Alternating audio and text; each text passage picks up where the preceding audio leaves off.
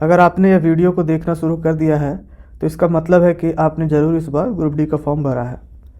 जब आपने फॉर्म भर दिया है और आप इस बात से परेशान हैं कि तैयारी कैसे करें ताकि इस बार ही आपका सिलेक्शन हो जाए, तो मैं कहूँगा कि आप सही जगह पर आए हैं। आप इस तैयारी से संबंधित सही जानकारी चाहते हैं तो इधर उधर भटकना बंद कर पहले इस वीडियो को ध्यान से देखें और समझें। वैसे हर एस्पिरेंट्स की क्षमता, शैक्षणिक योग्यता, ज्ञान और समय की उपलब्धता के लिए एक स्ट्रैटेजी नहीं हो सकती है। फिर भी मेरा प्रयास है आपको उचित सलाह, उचित मार्गदर्शन प्रदान करूं। इस वीडियो में मैं आपसे उन तमाम बातों पर चर्चा करूंगा जो सिलेक्शन लेने में सहायक सिद्ध होगा। वीडियो में आगे बढ़ने से पहले आपको यह आश्वस्त कराना चाहता हूं कि मेरी बातें कोरी और लफाजी सिद्ध नहीं होंगी। मैं जो भी बातें बताऊंगा उसमें मेरी प्रतियोगिता परीक्षाओं की तैयारी से संबंधित 13-14 सालों का अनुभव सम्मिलित है और कई एस्पिरेंट्स को यथोचित मार्गदर्शन प्रदान किया है। देखिए, एस्पिरेंट्स मैं आपको व्यक्तिगत रूप से नहीं जानता, लेकिन आपने फॉर्म भरा है तो इसका मतलब है आप एक ऊर्जावान युवक या युवती हैं। आप में कुछ कर गुजरने की चाहत है। आपने इस चरम बेरोजगारी के दौर में समझदारी दिखाई है कि कोई भी पद छोटा बड़ा नहीं। हम जानते हैं कि एक छोटे से अदने पद की कितनी महत्ता है। एक अदने से नौकरी से आपको समाज में प्रतिष्ठा, आत्मविश्वास, यहाँ तक कि शादी ब्याह से संबंधित बाधाएं भी दूर होती हैं। अतएव आपका ग्रुप डी का फॉर्म भरना एवं उसकी तैयारी करने का निर्णय लेना एक उचित निर्णय है। कई लोग होंगे जो कहते होंगे कि ग्रुप डी छोटा पोस्ट है या इसी प्रकार की बातें, लेकिन आप विश्वास करें, डिपार्टमेंटल एग्ज़ाम देते हुए लोग अपनी उन्नति कर सकते हैं और लेवल 1 से, जो कि ग्रुप डी का पोस्ट है लेवल 1, वहाँ से लेवल 6 और उससे ऊपर की ओर भी पदस्थापित होते हैं। मैं आपको बताता हूँ, एक व्यक्ति जो हेल्पर था डीजल शेड में, वह टेक्नीशियन बना वहाँ और जीडीसी के माध्यम से लेवल 6 का वेलफेयर इंस्पेक्टर भी बना, और वह भी ज़्यादा नहीं, 6-7 सालों की बात है। तो समय आगे पीछे हो सकता है, लेकिन तरक्की के अवसर होते हैं, बशर्ते नौकरी में आने के बाद आप तैयारी करते रहें। अब भूमिका से आगे बढ़ते हुए मूल मुद्दे पर आता हूँ। साथियों, आपकी तैयारी के लिए सबसे 3 बुनियादी चीज़ें होती हैं। वो होती हैं पाठ्यक्रम, PYQs और मॉक टेस्ट। देखिए, मूल रूप से ये तीनों ज़रूरी हैं। क्यों ज़रूरी हैं, पहले मैं इसको थोड़ा बताता चलूँ। क्योंकि एक बिना टिकट लिए हुए यात्री जो किसी ट्रेन में बैठा है और उसे पता ही नहीं है कि उसे कहाँ जाना है, तो वह यात्री यात्रा तो कर सकता है, लेकिन वास्तव में वह कहीं जा नहीं रहा होता है। बस भटकाव होता है और समय काट रहा होता है। बस कहने मात्र को ही वह यात्रा कर रहा होता है। यहाँ यात्री से आशय आप हैं, यानी एस्पिरेंट्स हैं। टिकट से आशय पाठ्यक्रम है और यात्रा से आशय आपकी तैयारी है। जब आपको ठीक से पता ही नहीं है कि क्या पढ़ना है, आपकी तैयारी ठीक से हो पाएगी क्या? नहीं, बिल्कुल नहीं। ठीक है, इसीलिए पाठ्यक्रम जरूरी है। हमें जानना है कि किन सब्जेक्ट्स को पढ़ना है, किन टॉपिक्स को पढ़ना है। अब सवाल है कि PYQs क्यों जरूरी है। देखिए, हमें सिलेबस पता हो गया कि भाई चलिए आपके गुरुत्वाकर्षण नामक टॉपिक से या अभ्यास से हमें प्रश्न पूछे जाएंगे, लेकिन PYQs बताता है कि प्रश्नों की डेप्थ क्या होगी। भाई उसका लेवल पता चलता है। जैसा कि पाठ्यक्रम में बताया कि 10वीं का स्तर में, तो 10वीं का स्तर में क्या वन लाइनर होंगे या उसमें कथन कारण होंगे या न्यूमेरिकल भी होंगे, किस प्रकार के सवाल होंगे। तो इस प्रकार PYQ से प्रश्नों का स्तर पता चलता है, उसका रेंज पता चलता है, तैयारी को कितना धार देना है यह पता चलता है। साथ ही साथ यह भी पता चलता है कि टॉपिक को किस प्रकार तैयार करना है ताकि प्रश्न ना छूटे। तो हमने आपकी तैयारी के 3 स्तंभों की चर्चा की। एक है सिलेबस, दूसरा PYQ और तीसरा है मॉक टेस्ट, यानी कि अभ्यास टेस्ट। तो भाई क्यों जरूरी है अभ्यास टेस्ट? तो आपने एक दोहा जरूर सुना होगा कि करत करत अभ्यास ते जड़मति होत सुजान, रसरी आवत जात ते सील पर परत निशान। करत करत अभ्यास ते अर्थात अभ्यास करते करते जो जड़मति होते हैं, अर्थात बुद्धि जिनका कम होता है, वो भी सुजान हो जाते हैं, चतुर हो जाते हैं। देखिए, जब व्यक्ति अभ्यास कर लेता है ना, तब वो परीक्षा में आत्मविश्वास से लबरेज रहता है, यहाँ तक कि उसका तुक्का भी औरों से सटीक बैठता है। इसीलिए जब तक आप अभ्यास नहीं करेंगे, सिद्धस्थ कैसे होंगे? आप जानते हैं एग्जाम में मात्र 90 मिनट है और 100 सवाल है, और विभिन्न एग्जामों में समय सीमा और सवाल भी अलग अलग होते हैं। यहाँ ग्रुप डी में 90 मिनट 100 सवाल है। अब वो जमाना नहीं रहा जब लोग लूसेंट और स्पीडी पढ़ के ग्रुप डी निकाल लेते थे। जब से 2018 वाली ग्रुप डी आई है, पुराने लोग तो इस प्रक्रिया को अडॉप्ट ही नहीं कर पाए। कोई कंप्यूटर पर अभ्यस्त नहीं था और सारे प्रश्न तक ही नहीं पहुंच पाए, तो कोई पुराने ढर्रे पर रहा, कैपेसिटी होते हुए भी परीक्षा की मांग को समझने में असफल रहा, अंततः निराश ही हुआ। इसीलिए अभ्यास की बहुत ज़्यादा महत्ता है। इसीलिए पैटर्न के अनुरूप अभ्यास बहुत ज़रूरी होता है। मैंने अच्छे अच्छे तेज बच्चों को देखा है, वह बिना अभ्यास के, उनकी जानकारी तो होती है, वह तीक्ष्ण तो थे, लेकिन उनका अभ्यास नहीं रहता और वह जो है एग्ज़ाम में अच्छा नहीं कर पाते हैं। ऐसा क्यों होता है? आप देखते हैं कि एक महान क्रिकेटर है, वह भी, जैसे सचिन ले लीजिए, वह भी मैच शुरू होने से पहले या मैच से पहले खूब नेट में प्रैक्टिस करता है। क्यों करता है भाई? वो तो एक बहुत अच्छा सिद्धस्थ खिलाड़ी है, लेकिन जानता है कि सिद्धस्थ होना जानने और करने में अंतर होता है। आप तैराकी को किताब पढ़ के नहीं तैर सकते हैं, आपको पानी में उतरना ही पड़ेगा। मुंह से बोल के आप साइकिल नहीं चला सकते हैं, आपको गिरना होगा, उठना होगा और अभ्यास करना होगा। उसी प्रकार जब तक आप मॉक टेस्ट नहीं लगाएंगे, बार बार अपनी पुस्तकों को नहीं पढ़ेंगे, जैसे ही नाम आया टप से उत्तर दे दिया आपने, तो वही होता है अभ्यास। और जब आप अभ्यस्त हो जाते हैं तो आपके अनुरूप जो है आपको लगेगा कितना हल्का सवाल है। वही प्रश्न पत्र किसी को कठिन लग सकता है, ठीक है। इसीलिए अभ्यास को आप हल्के में नहीं लें। तो देखिए, हमने अभी तक सिलेबस, पीवाईक्यू और मॉक टेस्ट के बारे में चर्चा की है। देखिए, इन तीनों पर ही अगर चर्चा करने पर आ जाएं तो आधा घंटा का इन्हीं विषयों पर व्याख्यान हो सकते हैं, लेकिन हम इस वीडियो में आपको एक संक्षिप्त रूपरेखा जरूर देना चाहेंगे। इसलिए हम चर्चा को बढ़ाते हुए अन्य बिंदुओं की ओर अग्रसर होते हैं। तो आपका ये जो सीबीटी एग्जाम होगा, कंप्यूटर पर आधारित कंप्यूटर बेस्ड टेस्ट, उसमें 100 सवाल होंगे और 90 मिनट हो, ठीक है। और जिसमें से आपको मैथ में 25 मार्क्स रहेंगे और रीजनिंग में 30 मार्क्स रहेंगे, ठीक है। साइंस में 25 मार्क्स रहेंगे, 80 मार्क्स हो गया, और 20 मार्क्स आपका करंट अफेयर्स का रहेगा, ठीक है। General awareness and current affairs रहेगा।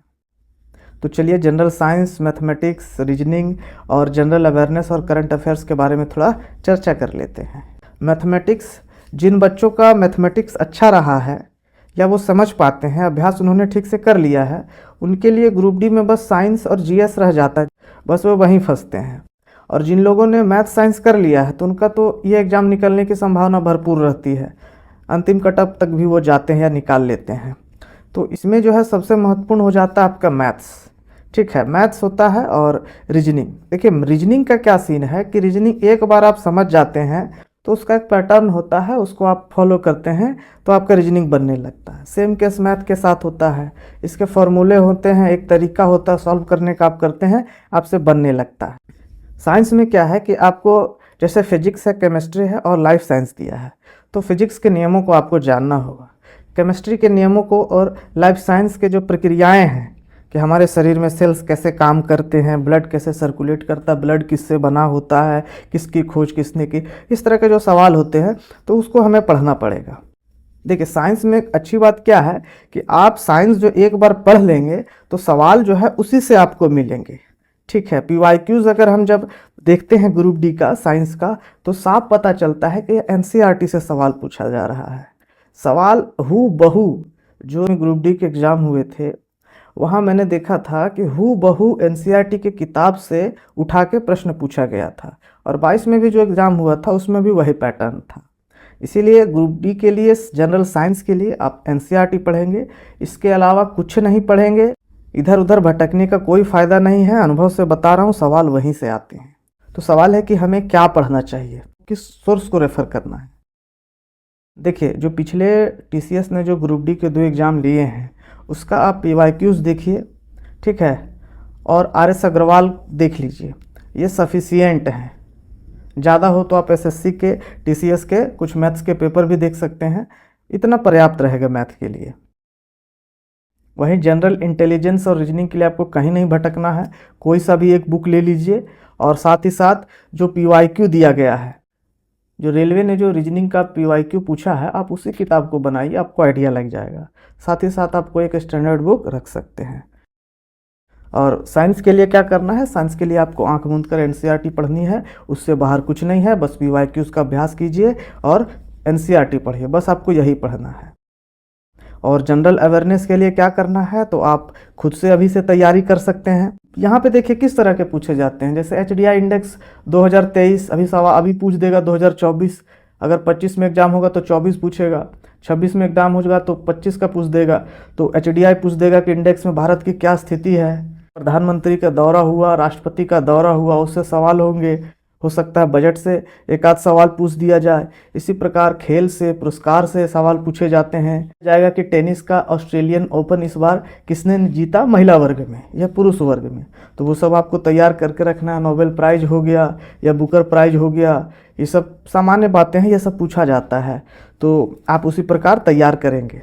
अब सवाल है कि आपको एग्ज़ाम का सिलेबस जो कवर करना है उसमें कितना समय लगेगा। देखिए, अगर आपने पहले से पढ़ रखा है या ग्रुप डी का एक बार एग्ज़ाम दे रखा है तो मेरे हिसाब से आपका सिलेबस कंप्लीट हो चुका है।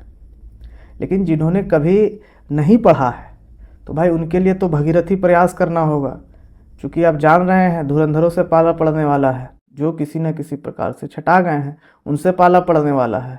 तो आपको तो बहुत तेज़ी से और बहुत धैर्यपूर्वक और मेहनत से काम करना होगा। तो आप कितने समय में तैयार करेंगे ये आपके इंटेंसिटी पर निर्भर करता है कि आप कितना जल्दी इसको ग्रास्प करते हैं, एक बार में समझ पाते हैं या 4 बार में समझ पाते हैं। अगर आपने पहले से पढ़ रखा है तो आप जल्दी ग्रास्प करेंगे, 3 महीने पर्याप्त है फिर से रिवीजन करने में। लेकिन बाबू, जिसने अभी तक कुछ पढ़ा ही नहीं है तो मुझे 6 महीने कहने में भी थोड़ा संकोच है, क्योंकि इसका सिलेबस वास्ट है। अब मैथ रीजनिंग पे कमांड करेंगे तो साइंस आपको लगेगा कि भाई साइंस भी करना है। साइंस में 3 पोर्शन है। मैथ रीजनिंग साइंस कर लिया तो पता चला उधर जनरल अवेयरनेस, करंट अफेयर्स जो है वह छूट रहा है। थोड़ा सा यहाँ मामला फंस जाता है। इसीलिए मैं कहूँगा कि अगर आप खाली हैं, आपके पास दिन में 24 घंटे हैं, तो आप उसको 24 घंटे को तो पूरी तरह से उपयोग नहीं कर पाएंगे, आपको पढ़ना ही पड़ेगा। आप चाहे न्यू कमर हैं या आप पहले से ही एग्ज़ाम दे चुके हैं। एक आध ऐसे प्रखर अभ्यर्थी भी हो सकते हैं जो एक बार पढ़ा और याद रख लेते हैं, ये अच्छी बात है। लेकिन मैंने कई स्टूडेंट्स को देखा है जिनका दिमाग तो ठीक है, याद तो कर लेते हैं, लेकिन वो मेहनत से भागते हैं, या उनका प्रोसेस सही नहीं होता है। तो आपको चाहिए कि आपका प्रोसेस भी सही हो। सिर्फ आपका तेज दिमाग होने से नहीं होगा, मेहनत करने से नहीं होगा, आपका प्रोसेस भी सही होना चाहिए। अगर आप मैथ बनाते हैं तो आप हमेशा शॉर्ट ट्रिक पर नहीं जाएं, पहले उसको समझें कि ये काम कैसे करता है, उसके बाद हम ट्रिक में जाएंगे। ये टीचर्स लोग यहाँ यूट्यूब में आ करके और शॉर्टकट करके एस्पिरेंट्स को, लड़कों लड़कियों को बरगलाते हैं कि भाई ये शॉर्ट ट्रिक, वो शॉर्ट ट्रिक। ऐसे काम नहीं होता है। जब तक आप उसके कॉन्सेप्ट को नहीं समझेंगे तब तक ट्रिक आपको कहाँ तक याद रहेगा। जैसे अभ्यास छूटा, आप ट्रिक भूल गए, खा पी के बैठ गए। इसीलिए लेकिन आपको अगर प्रोसेस पता है तो आप दोबारा भी अगर करेंगे उसको तो फिर से आपको याद आ जाएगा। इसीलिए आपको प्रोसेस पे जाना है, ठीक है, सब ध्यान रखना है बातों को। हाँ, तो मैं कह रहा था कि अगर आपको थोड़ा भी याद है पिछली चीज़ें तो जो आपको दोहराना भर है या परीक्षा के मांग के अनुरूप आपको विषय को तैयार करने होंगे। अगर सब भूल बैठे हैं तो पुनः सभी सब्जेक्ट्स को विषयवार, सिलसिलेवार ढंग से तैयार करना होगा, अन्यथा आप परिणाम जानते हैं। जैसा कि मैंने अभी कहा है कि आपका सामना उन मजबूत एस्पिरेंट से है जो किसी कारणवश कहीं चयनित नहीं हो पाए हैं, जो रेलवे एसएससी के एग्जाम्स में अंतिम मेरिट से बाहर हो रखे हैं और परेशान हैं। उन्हें किसी प्रकार एक नौकरी चाहिए। जो 32,000 सीटें निकली हैं उतने तो इतने लोग हैं, और ऐसे लोगों की संख्या भी उतनी से कम नहीं है जितनी सीटें निकली हैं। इसीलिए ग्रुप डी समझकर इसे हल्के में ना लें। इसका प्रश्नों का स्तर अब उतना आसान नहीं है। देखिए, मैंने अब संक्षिप्त रूप से सिलेबस की चर्चा कर दी, लेकिन मैं कह रहा हूँ कि मैं आपको एक सिलेबस का वीडियो लाऊंगा जिसमें सिलेबस को डिकोड करूँगा, एक एक धागा को खोलूँगा और बताऊँगा उदाहरण के साथ कि प्रश्न कहाँ से आ रहे हैं। अगर ये प्रश्न है तो एनसीईआरटी से कहाँ से उठा लिया है ना। तो आपको सिलेबस तैयार कैसे करना है इसमें मदद मिलेगा। मैं एक प्लान कर रहा हूँ, एक वीडियो लेकर आऊँगा। फिर भी आपको संक्षिप्त रूप से बता ही दे रहा हूँ, चूँकि आप इस वीडियो में हैं, अगला देखें कि ना देखें पता नहीं, तो थोड़ा सा तो जान ही लीजिए कि सबसे पहले गणित में आपको बेसिक ठीक करना है। चैप्टर्स को बारी बारी से ख़त्म करना है। अगर 15-20 चैप्टर हैं तो आप उसको बारी बारी से ख़त्म करेंगे, ठीक है। और अभी से आप इत्मीनान होकर के एक चैप्टर के लिए 1 सप्ताह दीजिए गणित में, ठीक है। कोई हड़बड़ी नहीं है, एक चैप्टर के लिए 1 सप्ताह पर्याप्त है। मुझे तो लगता है अगर आप तेज़ी से पढ़ेंगे तो 2 बार रिवाइज भी कर लेंगे, ठीक है। तो आप उसको 1 सप्ताह दीजिए और उसको बार बार रिवाइज कीजिए। ठीक है, मैंने सोर्स आपको बता दिया है कि 2018 से रेलवे के टीसीएस के पीवाईक्यूज़ को देखिए, साथ ही संभव हुआ तो हम कुछ वीडियोस लेकर भी आएंगे। रीजनिंग के लिए क्या करना है कि आपको एक चैप्टर एक सप्ताह, जैसा कि हमने किसके लिए बताया था, गणित के लिए बताया था। कोई हड़बड़ी नहीं है, आराम से बनाइए। रीजनिंग एक बार आप समझ गए तो फिर दिमाग से भूलना मुश्किल है, क्योंकि उसका प्रोसेस ही ऐसा है। अरे भाई ब्लड रिलेशन बोलेगा मेरे पिता के इकलौते पुत्र यानी कि मैं खुद हूँ, तो आपको बस यही सब तो जानना है। ठीक है, तो आसान रहता है, डायरेक्शन दाएं मुड़ा बाएं मुड़ा फिर आप बहुत आसान है, वो सब आप सब जानते ही होंगे, या नहीं जानते तो समझ लेंगे, कोई बड़ा चीज़ नहीं है सब। तो आपको रीजनिंग में और क्या करना है, तो रिवीजन करना है। और सोर्स क्या है, तो बस पीवाईक्यूज़ बनाइए, जहाँ मिले उसी के पीवाईक्यूज़ बनाइए। टीसीएस के तो पीवाईक्यूज़ को रगड़ दीजिए, काम हो जाएगा आपका। ठीक है, और ज़रूरत पड़ा तो देखेंगे, वीडियो भी आ जाएगी। साइंस के लिए मैंने कहा आपको कि आपको एनसीईआरटी पढ़ना है, उसके अलावा कुछ नहीं पढ़ना है, किसी के चक्कर में नहीं फंसना है। एक चैप्टर एक सप्ताह का फॉर्मूला लेके चलना है, किसके लिए, साइंस मैथ और रीजनिंग के लिए। बार बार रिवीजन करना है, क्योंकि भूल जाएंगे आप। फैक्चुअल चीज़ें बहुत जल्दी भूल जाता है लोग, फैक्चुअल चीज़ें लोग बहुत जल्दी भूल जाते हैं, कॉन्सेप्चुअल चीज़ें याद रहती हैं। तो फैक्चुअल में साइंस आता है, ठीक है, तो आप याद रखेंगे। अब शरीर में कौन सी हड्डी है इधर और किधर है और क्या नाम है, संख्या कितनी है, ये तो भाई याद रखना पड़ेगा ना। अब वहाँ सेल है तो सेल के अंदर न्यूक्लियस है, फिर न्यूक्लियोटाइड्स है, फिर नामांकन किसने किया, तो ये सब तो भाई याद रखने का चीज़ है। अब इसमें कोई क्या ही कर सकता है। अगर आपको फार्मूलाज याद रहेगा तो आप न्यूमेरिकल बना सकते हैं। तो कुल मिला के याद करने का खेल है साइंस में। तो आपका सोर्स क्या रहेगा साइंस के लिए, एनसीईआरटी पढ़ना है। और एकदम नहीं जानते हैं तो छठे से 10वां पढ़ लीजिए, और नहीं तो 8वें से 10वां पर्याप्त है। कई लोग तो 9वां 10वां ही शुरू कर सकते हैं, 9th और 10th का, लेकिन मैं कहूँगा 8वां 9वां 10वां तीनों पढ़िए, अच्छा रहेगा। टीसीएस के, रेलवे के जो ग्रुप डी एनटीपीसी के एग्जाम हुए हैं, जितने भी प्रकार के रेलवे के पेपर्स आए हैं, उनके पीवाईक्यूज़ को देख लीजिए। ठीक है, और हम साइंस के कुछ विशेष वीडियो लेकर आएंगे जो काफ़ी सहायक सिद्ध होंगे। और जनरल अवेयरनेस के लिए आपको मैं वीडियो ला दूंगा, ग्रुप डी के लिए इतना तो कर ही सकता हूँ, पर्याप्त होगा भाई। देखिए, अभी हमने इतना पढ़ लिया कि भाई आपको सिलेबस पीवाईक्यू कर लेना है, और उसके बाद मॉक टेस्ट भी लगाने हैं। ठीक है, ये तो हमने आपको कह दिया। उसके बाद हमने कहा कि फिर हमने कहा कि सिलेबस क्या है और कैसे तैयार करेंगे आप सिलेबस, हमने यह भी कहा। अब लड़के बार बार सवाल पूछते हैं, sir cut off cut off cut off. तो देखो भाई, कट ऑफ का यही सीन है कि मेरा तो एक ही टारगेट रहता था 80%, कोई भी एग्जाम 80%। आप देख लीजिए ग्रुप डी में 80% कट ऑफ नहीं जाता है, अमूमन तो नहीं जाता है। कई बोर्ड में तो 60-65 में ही लुढ़क जाता है। ठीक है, कहीं कहीं कलकत्ता जैसे लाल दाग वाले जोन है जहाँ पे थोड़ा सा हाई रहता है, इस बात को स्वीकार करूँगा। तो आप जो है उसी अनुरूप आपने जिस जोन में भरा है उस अनुरूप जो है कट ऑफ को देख लीजिएगा कि हमारा पिछली बार का कितना गया है। या आसानी से गूगल सर्च करके मिल जाता है कि मैंने जिस जोन में भरा। अब आपको नहीं जाना है कि अब आपने भरा है मुंबई में या चेन्नई में और आप कलकत्ता का लेकर के तैयारी कर रहे हैं, तो ऐसा नहीं है।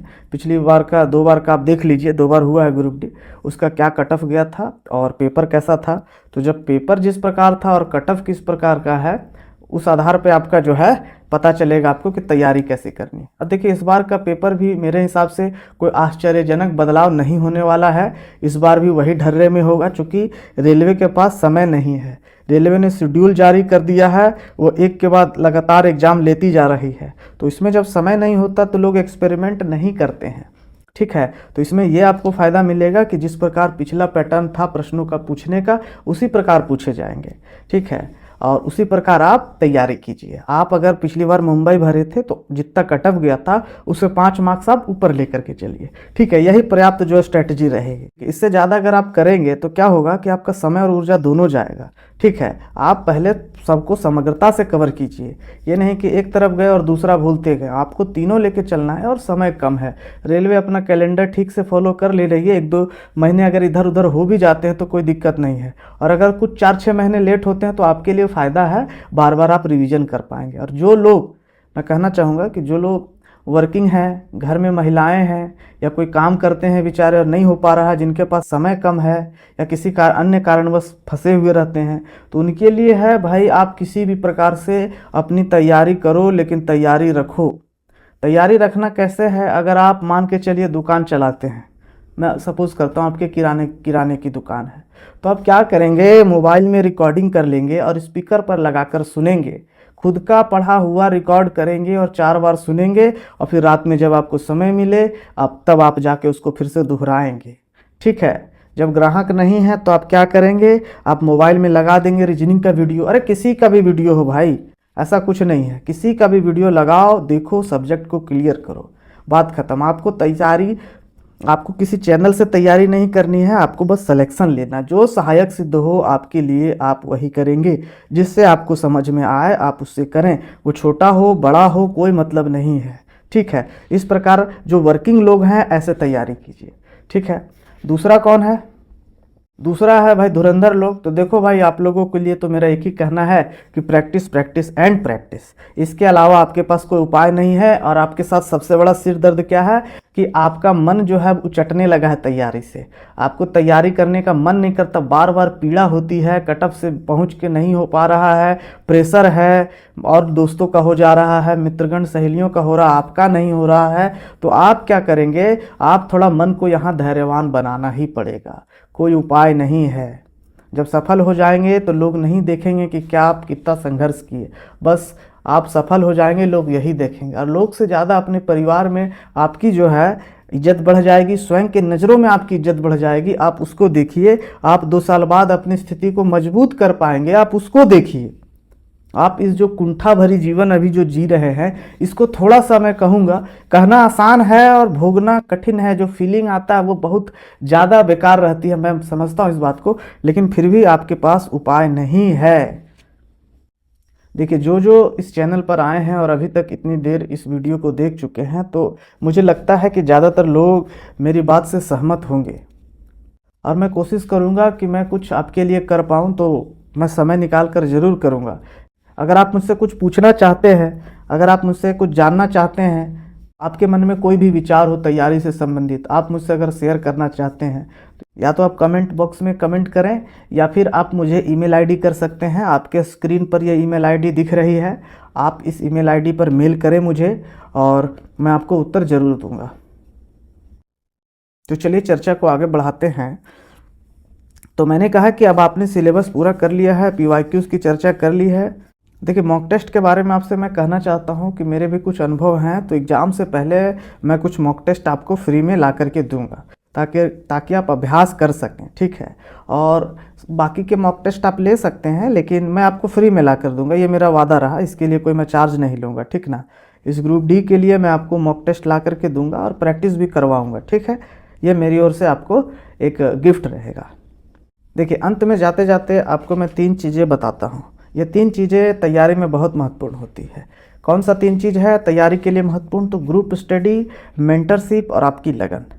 इसमें क्या है, ग्रुप स्टडी भी महत्वपूर्ण है, मेंटरशिप भी जरूरी है, और आपकी लगन तो सबसे ज़रूरी है। तो इस पर थोड़ा चर्चा कर लेते हैं, फिर उसके बाद इस व्याख्यान का अंत करेंगे। देखिए, आपका ध्यान मैं इस बात पर दिलाना चाहता हूं कि बच्चे कैसे सीखते हैं। अगर आपने बच्चों को ध्यान से देखा होगा तो पाया होगा कि वे ज़्यादातर समय अपने माँ बाप, दोस्त, रिश्तेदार से सीखते हैं और उनकी नकल करते हैं। स्पष्टतः यह आदत हमारी भी होती है।